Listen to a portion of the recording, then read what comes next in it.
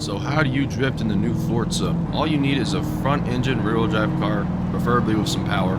So if you are new to drifting, you need to initiate the drift. With a car like this, it'll do it by itself. Just be in the corner and floor it. If you're in something with a little less power, you're gonna need to use the handbrake. Right before the entry to the corner, just tap the handbrake and the rear end will pop out and then floor it.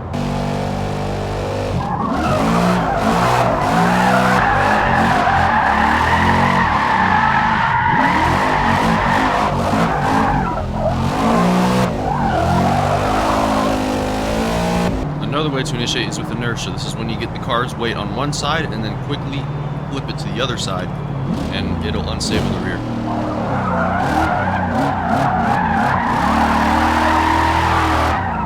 Just like that. So what do you do once the drift is initiated? Once you are in the drift, it's a mix of steering input and throttle that decides how much your car is going to angle itself, I guess you could say.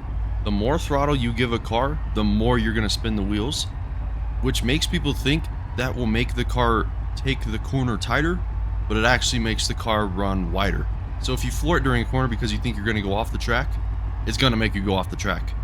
If you're about to go off the corner, give it less gas and let the tires spin less, and it'll actually give you more grip. I forgot another way to initiate. That's if you're playing manual with the clutch.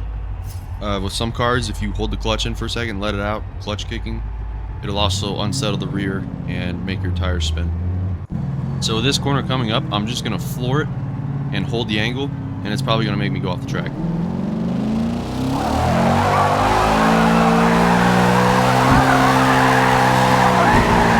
Now let me rewind, and this time I'm going to control my throttle input. I'm going to be really careful with the accelerator. Being careful with the accelerator is going to let my car basically have a tighter turn, and it won't fly off the track this time.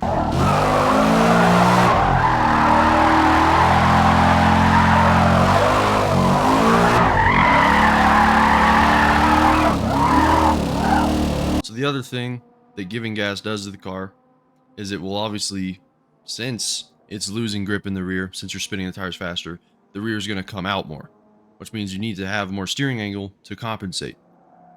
So if you're holding a drift and you just floor it, your angle theoretically increases. So if you hold it for too long, if you hold the gas for too long, you're going to reach the limits of the car's angle and your rear end's going to come out. I'll show you right here. It's just spinning out basically.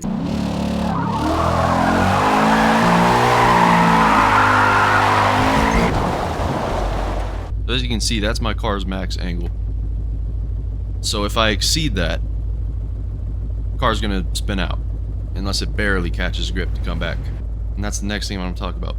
That is transferring between corners. This is the most difficult part in any game or in real life, is the transfer between corners. So right after you drift one corner and you go into the next one, let's say it's a right-hander and then a left-hander, which is coming up here, you're gonna be steering to the left. Your rear end's going to be out on the driver's side. And then when you take your steering to go to the right, and you should let off the gas a little bit, all that weight is going to swing the other way. And you have to catch that with the steering. And that is the most difficult part in most games and in real life. Because there's such a small in-between that if you let off the gas too much, the weight of your car is all going to transfer to the front wheels, which is going to give your rear wheels even less grip, which means you're going to spin out. But if you keep in it too much, the rear end isn't going to slide as much as you want it to, so it's really an in-between and it's kind of hard to get.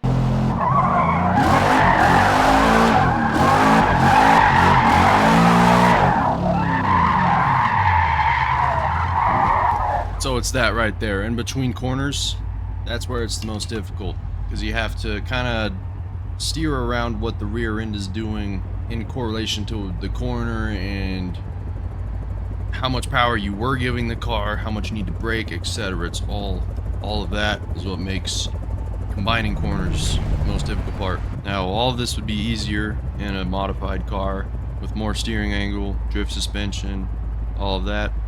But I'm just trying to show you that you can do it with a level 1 car. You don't need to upgrade it. As long as it's rear-wheel drive, front engine, and has enough power, you can do it if you need to.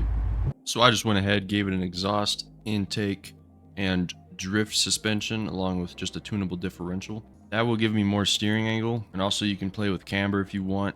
Drift cars do have a little bit of negative camber, mostly more in the front than the rear. If you stiffen your anti-roll bars in the rear, that's going to make your rear end, I guess you could say, stay out easier and also pop out easier.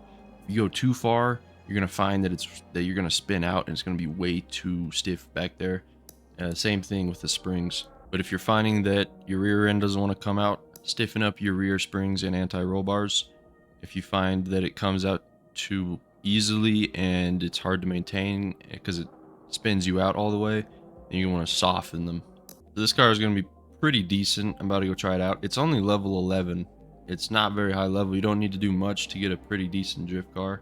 So now you can see the greatly upgraded steering angle that we have compared to the last car on stock suspension. I'll show that one in comparison. This will make holding drifts, maintaining drifts, this will make everything easier, along with the stiffer suspension itself.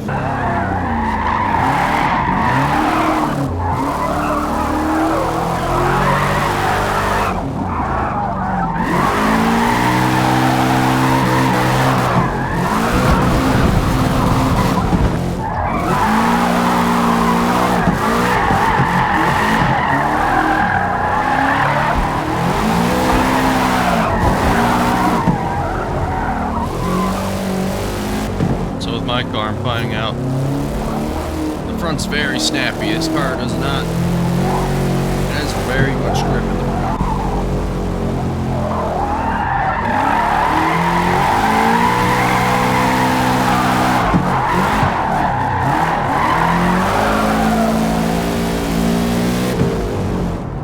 So with this car, I'm feeling that the front end's a little too stiff. It really is snappy up front, and that's making it really uncomfortable and snappy in transitions and just making sure the drift is going smoothly. So that's the other thing about learning how to drift in this game, is learning how to tune your car to drift how you want it to. I'm going to soften my front suspension, stiffen the rear a little bit, and I'm going to see how that goes.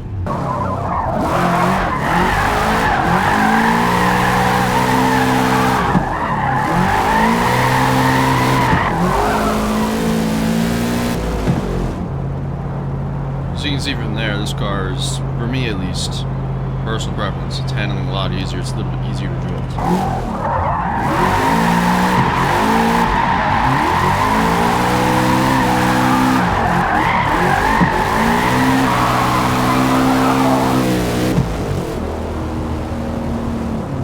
So not perfect, but I think this car it's doable. It needs a little more work. But you can see there, that wasn't that bad. Just not very smooth. If you are struggling, just understand that this game isn't Forza Horizon. Pretty hard to drift in this game. It's not that easy compared to other games. Just be patient. Gotta find a car you like. Generally speaking, also longer wheelbases are a little bit easier to control because it requires less reaction time to when things change. So something like a Miata, you need to kind of know what you're doing. But something like if you can drift a full-size F350, they're kind of easy to drift because their wheelbase is so long that you can just very calmly react to everything. I'll make more videos like this that will go more into depth on certain aspects of drifting. Hope you enjoyed the video. If you're struggling with anything in specific, drop a comment. I'll try to help you out or respond to all of them. Other than that, thank you for watching. Make sure to like, subscribe.